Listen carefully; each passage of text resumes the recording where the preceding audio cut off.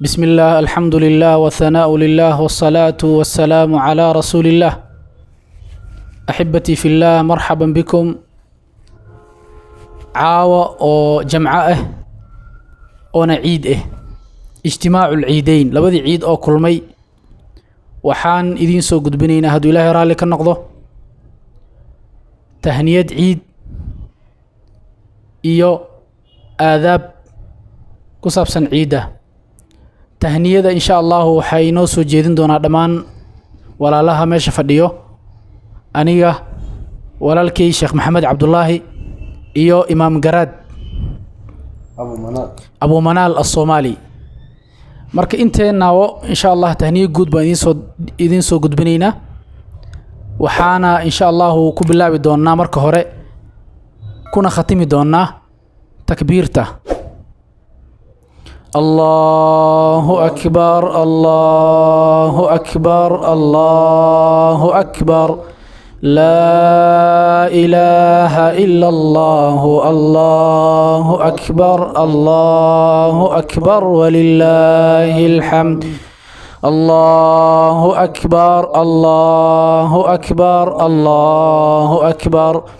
لا إله إلا الله الله أكبر الله أكبر ولله الحمد. الله أكبر الله أكبر الله أكبر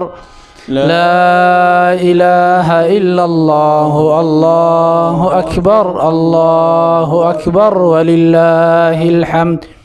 الله أكبر كبيرا والحمد لله كثيرا وسبحان الله بكرة وأصيلا. الله أكبر كبيرا والحمد لله كثيرا وسبحان الله بكرة وأصيلا. الله أكبر كبيرا والحمد لله كثيرا وسبحان الله بكرة وأصيلا. marka walaalayaal dhammaan insha allahu waxaan idin leenahay ciid wanaagsan. taqabbal allahu mina wa minkum saalix alacmaal. acmaashii wanaagsaneed, qofkii soomay, qofkii qur-aan akhriyey, qofkii ilaahi subxaana wa tacaala xusay, dhammaan inuu ilaahi subxaana wa tacaala acmaasha naga aqbalo, dembigeennana dhaafo, naguna daro kuwii naarta laga xoreeyey maaragtay khayr badan la kulmay. intaas kadib waxaan ku wareejinayaa walaalkay sheekh maxamed cabdulaahi oon rabo in uu tahniyad ciidna diro, iclaan ku saabsan duruustii carabiga ee inoo socotana uu ku daro. marka falyatafadal sheekh.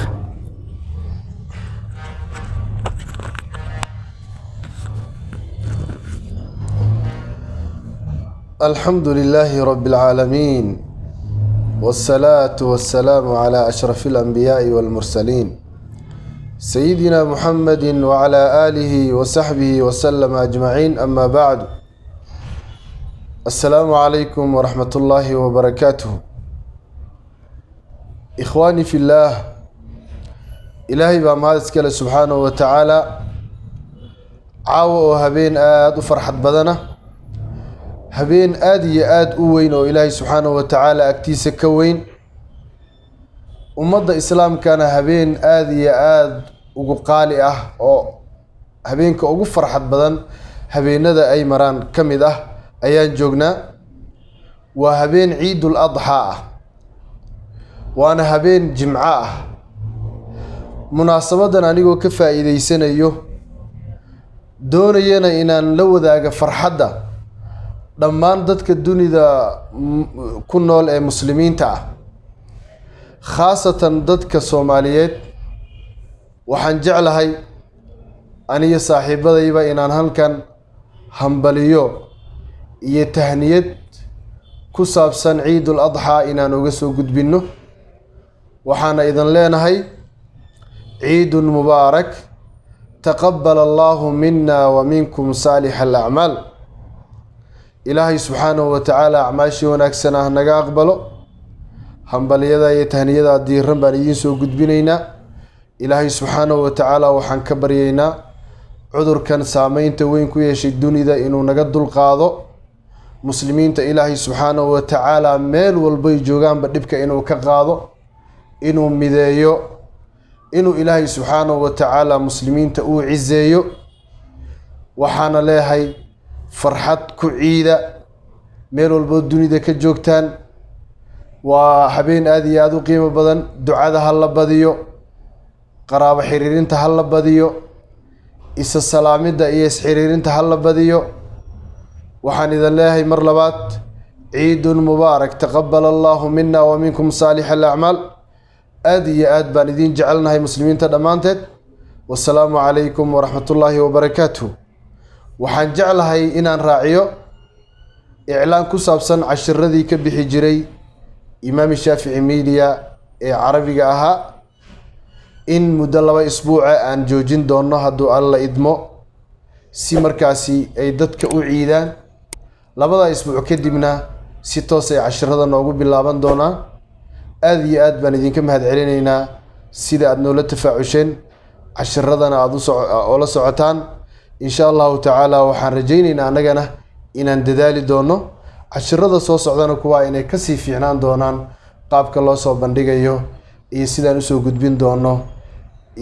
ayaan rajaynayaa insha allahu tacaala. assalaamu calaykum waraxmatullaahi wabarakaatu. aada iyo aad baad u mahadsantihiin.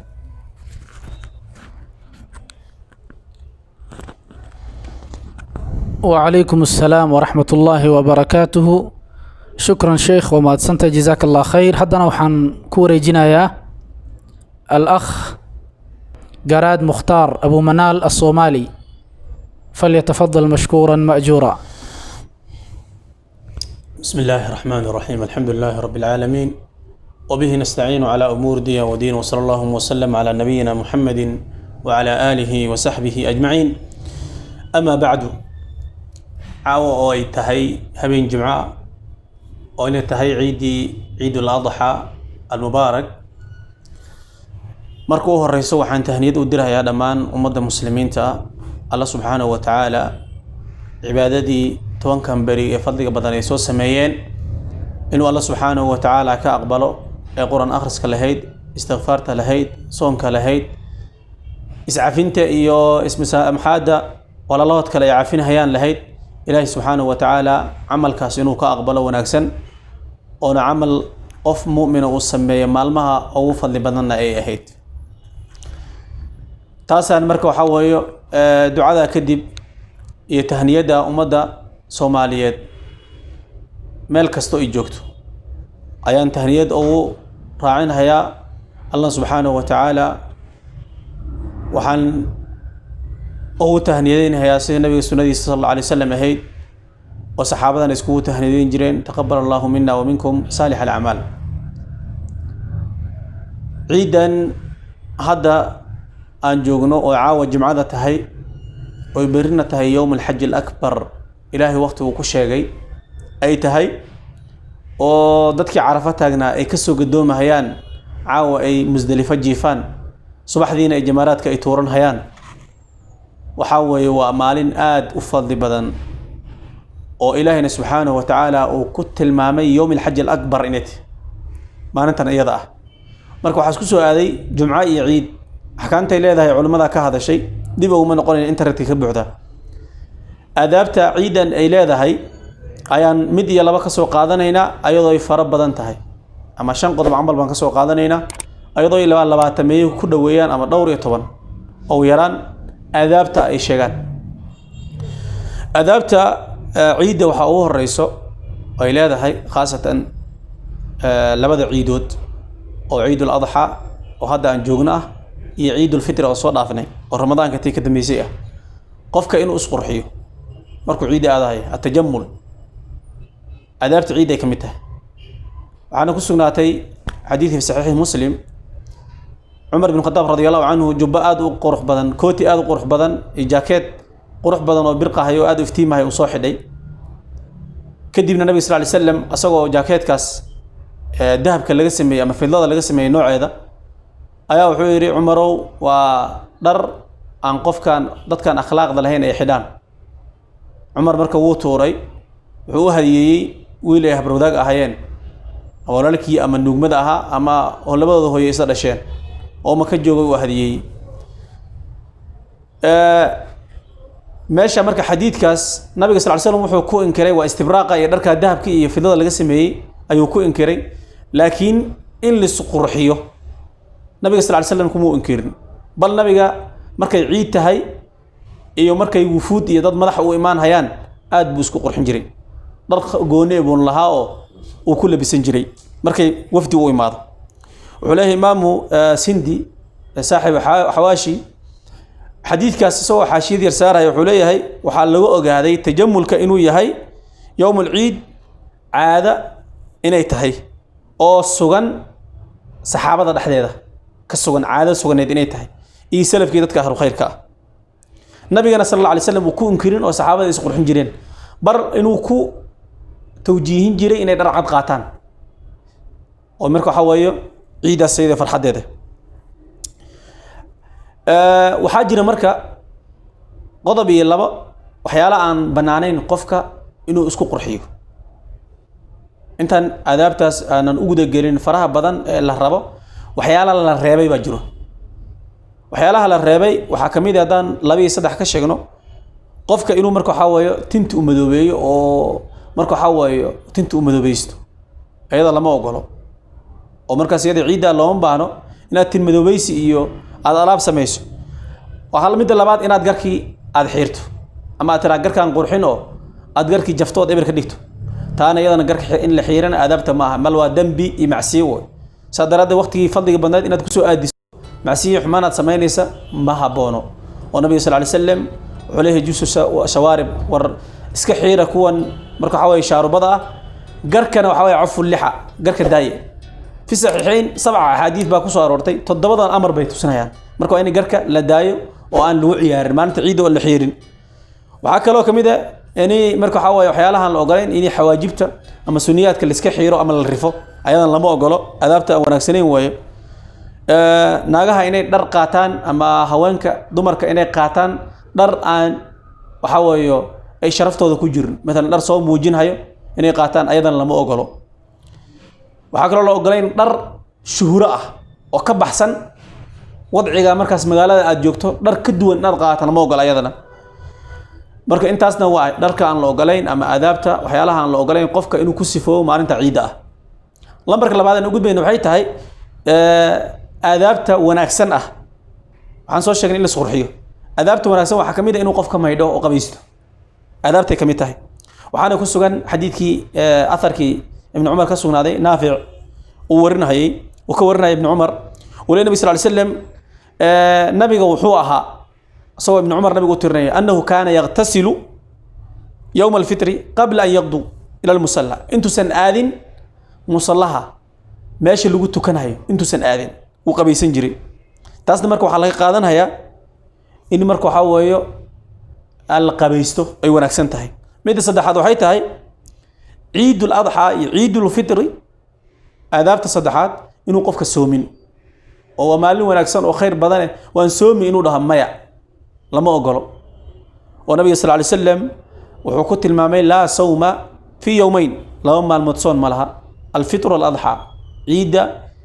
اللي بقلك إيو مركو حواي أضحية ده إتهي إيو عيد رمضان كذا ميس لا بدو مركو حواي لما أقوله إنها تصونته أدابتنا وحواي اللعنة الأكل والشرب ما أنت زيادة وحكمتها هي معلمها فرحتها يعني أدابت ما أنت عيد إلى هذا وحكمتها إني عنطل عنة ومركو حواي آن لسومين وحكى له لمبرك أفرادا إن عيد الفطر هديت هاي صباح ظهر حواي أفر وحيالا العنة ما دام لصوص ومنا عيد الأضحى أنا دبلو دكتو حل العنة هي دبلو دكتو وحل العنة هي والنبي صلى الله عليه وسلم وحوءها حديثكي ورنا يا عبد الله بن بريدة عن أبيه أن النبي صلى الله عليه وسلم كان لا يخرج يوم الفطر حتى يطعم النبي ما بيحي جرين مال انت عيد الفطر إلى أو حافك قليوعنه ولا يطعم يوم الأضحى يعني مال انت عيد الأضحى جايتهاي وعيد وين أو عرفة أو أنا عرفة أن غانا سومالي جايتهاي النبي صلى الله عليه وسلم وحبا معون جرين إلى أكسوت كده إلى أكسوت كده وحبا معون جرين مدى الشنات وآدابتا كمدى سقضباء بانو شاقينا tasalaado adaabta kamid waxa weeyo in la aado meesha musallaha ee lagu tukanayo meesha musallaha lagu tukanayo in la aado ay adaabta ah oo nabiga sallallahu alayhi wasallam wuxuu u bixi jiray musallaha u bixi jiray laakiin hadda maanta aan joogno waxaa jiro cudur corona la dhaho oo ummadii khalkhaliso badan galiyay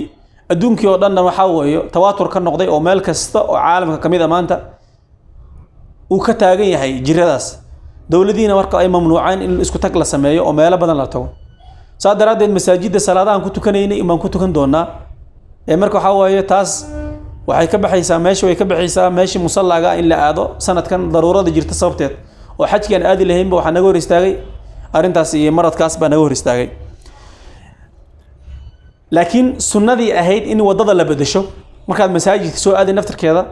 wadadii inaad wadadaad ku timid mooyee wada kala marto way jirtaa wali ilaa masaajidka intaad soo aadayso gurigaada iyo masaajidka inta u dhaxaysa wadadaad soo martay inaad wada kala marto waa ay fiican tahay marka hore wadada ku timid marka dambena wada kale aad ku tagto adaabteeda aad bay u fara badan tahay waxaa kamid ah gabdhaha muslimaadka inay waxa weeye xijaabkooda iyo dharka ay isku daboolahayaan oo jirkooda qarinaya ay soo qaataan oo aynan qaadanin dhar jirkooda soo muujinayo aynan isqurxinin oo qurxintaas ay tahay wax ragga kale ay ku fitnoobahayaan qurxinta waxa weeye xadka ka baxsan ama baraafuun iyo ay wax marsato nabiga sallallahu alayhi wasallam ayuma imra'atin gabadh dii muslimada oo gurigeeda ka soo baxda ayadoo isqurxisa oo marka waxa weeye tajammul zaa'id isku sameysay adana baraafuun iyo cadar iyo wax ismarisay oo qofka agmara uu carafta dareemayo nabiga bal wuxuu ku tilmaamay inay tahay zaaniya marka waa halis way ma ahay markaas inay zinaysatay oo xugun zina laga fulinayo laakiin dambigii waxa weeye dambi aad u weyn oo zinadii ku dhow ayay gashay oo xukunkaas qaadanayo in macsi inta la eg loo qoro dambi marka waa halis waa dambi aad u weyn gabdhaha muslimaadkana inay marka waxa weeye ilaaliyaan xijaabkooda iyo marooyinka jirkooda maartay qarinayaan inay soo qaataan quruxda waa loo ogolyahay maanta kale quruxda zaa'idka maya inay laakiin tajammul oo ciideed ha oo dadka aan ka dhaxbixinayn hadda yani libaas shuhra oo kale ha maya dharka caanka dhar soo muujinayana maya dhar qarinaya jirkeeda oo asturahayo si aan loogu fidinoobin oona nadiif ah mar walbana insaanka inuu tajammul jamaalka waa inay isqurxiyaan gabdhaha jamaal ay tajammul waa loo waxa weeye wanaagsanta oo inay marka waxa weeye dhar food leeyihiin inay khalad u fahmaan baan dadka yaabayo yani sheekhi dumarkii maalinta ciidda loo baahan yahay yani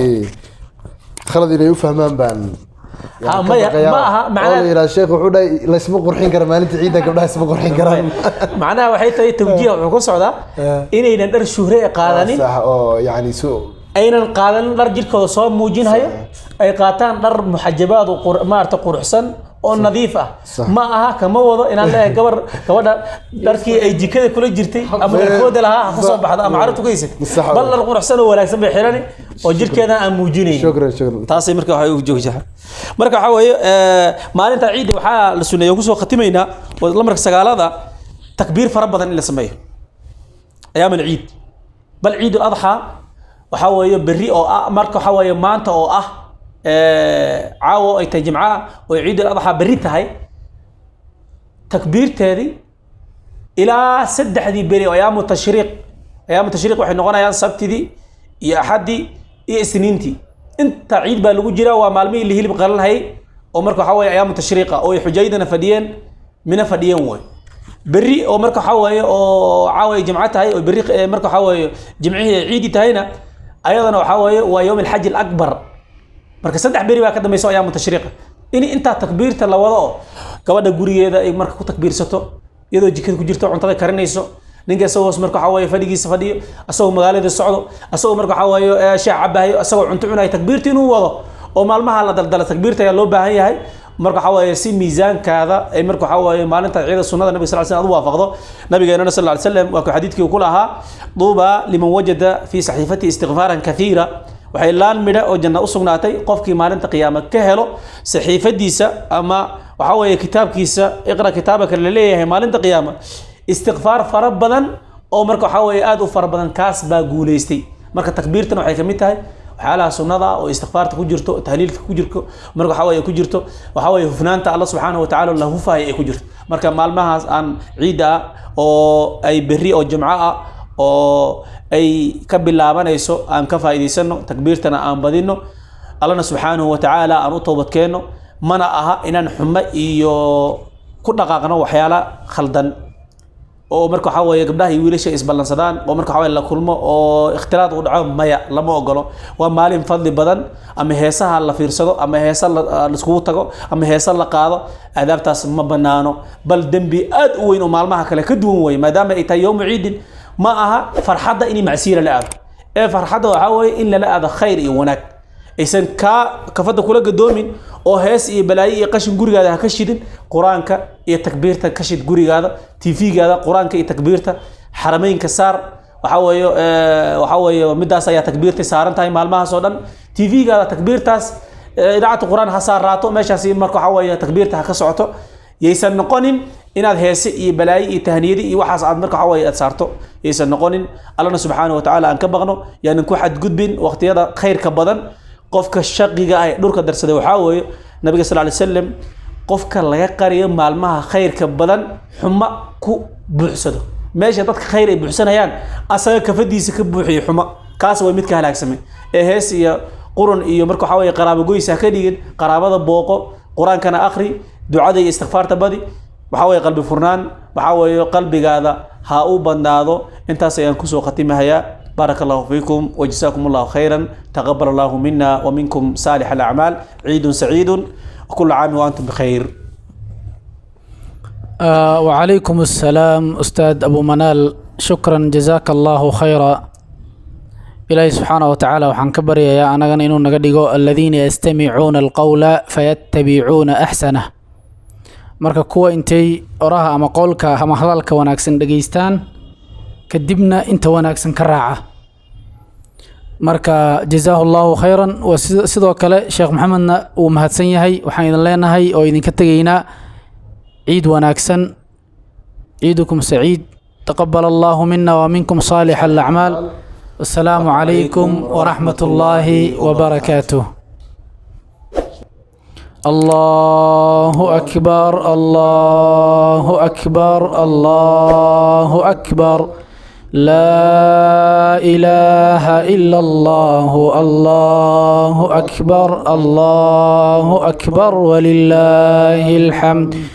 الله أكبر الله أكبر الله أكبر لا إله إلا الله الله أكبر الله أكبر ولله الحمد الله أكبر الله أكبر الله أكبر لا إله إلا الله الله أكبر الله أكبر ولله الحمد الله أكبر كبيرا والحمد لله كثيرا وسبحان الله بكرة وأصيلا الله أكبر كبيرا والحمد لله كثيرا وسبحان الله بكرة وأصيلا الله أكبر كبيرا والحمد لله كثيرا وسبحان الله بكرة وأصيلا